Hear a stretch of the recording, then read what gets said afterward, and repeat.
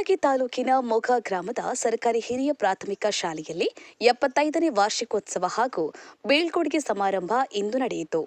ಕ್ಷೇತ್ರದ ಶಾಸಕರಾದ ಅವಿನಾಶ್ ಜಾಧವ್ ಹಾಗೂ ಅತಿಥಿ ಗಣ್ಯರು ದೀಪ ಬೆಳಗಿ ಕಾರ್ಯಕ್ರಮ ಉದ್ಘಾಟಿಸಿದರು.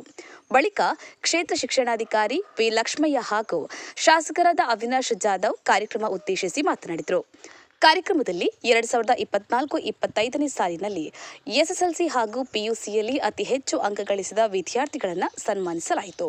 ಈ ಸಂದರ್ಭದಲ್ಲಿ ಮೊಘ ಗ್ರಾಮ ಪಂಚಾಯತ್ ಅಧ್ಯಕ್ಷರಾದ ಪವನ್ ಕುಲಕರ್ಣಿ, ಎಸ್ಡಿಎಂಸಿ ಅಧ್ಯಕ್ಷರಾದ ಸುನಿಲ್ ಮಾಳಗಿ, ಜಯಪ್ಪ ಜಪಾಲ್, ದೇವೀಂದ್ರಪ್ಪ ಹಳ್ಕಾರ್, ಸಂತೋಷ ಕಾಲ್ಮುಡಕರ್, ಶರಣು ಸಾಲಿಮಠ, ಜಗನ್ನಾಥ್ ಬಂಡಿ, ರಾಜಕುಮಾರ ಪೂಜಾರಿ, ಬಾಬುರಾವ, ಶಾಲೆಯ ಮುಖ್ಯ ಗುರುಗಳು, ಸಿಬ್ಬಂದಿ ವರ್ಗದವರು, ಶಾಲಾ ಎಸ್ಡಿಎಂಸಿ ಸದಸ್ಯರು, ಗ್ರಾಮಸ್ಥರು ಹಾಗೂ ಮಕ್ಕಳು ಉಪಸ್ಥಿತರಿದ್ದರು.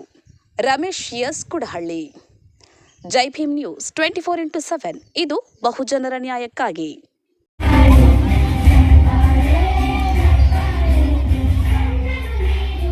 ಸನ್ಮಾನವನ್ನು ಸ್ವೀಕರಿಸಿರುವಂತಹ ಸನ್ಮಾನವನ್ನು ಗೈದಿರುವಂತಹ ಎಲ್ರಿಗೂ ಧನ್ಯವಾದಗಳು.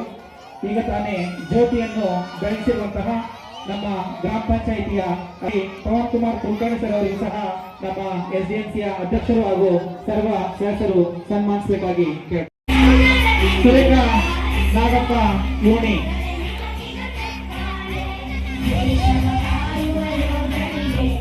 ಜೋರಾದ ಚಪ್ಪಾಳೆ ಮುಖಾಂತರ ಈ ಒಂದು ಅತಿ ಹೆಚ್ಚು ಅಂಕಗಳನ್ನು ಗಳಿಸಿರುವಂತಹ ಮುದ್ದು ಮಕ್ಕಳಿಗೆ ಶಾಸಕರು ಸನ್ಮಾನಿಸಿದ್ದಾರೆ. ತಾವೆಲ್ಲರೂ ಜೋರಾಗಿ ಚಪ್ಪಾಳೆಯನ್ನು ಹೊಡೆದು ನಮ್ಮ ಊರಿನ ಕೀರ್ತಿಯನ್ನು ಇನ್ನೂ ಹೆಚ್ಚಿನ ವಿದ್ಯಾಭ್ಯಾಸ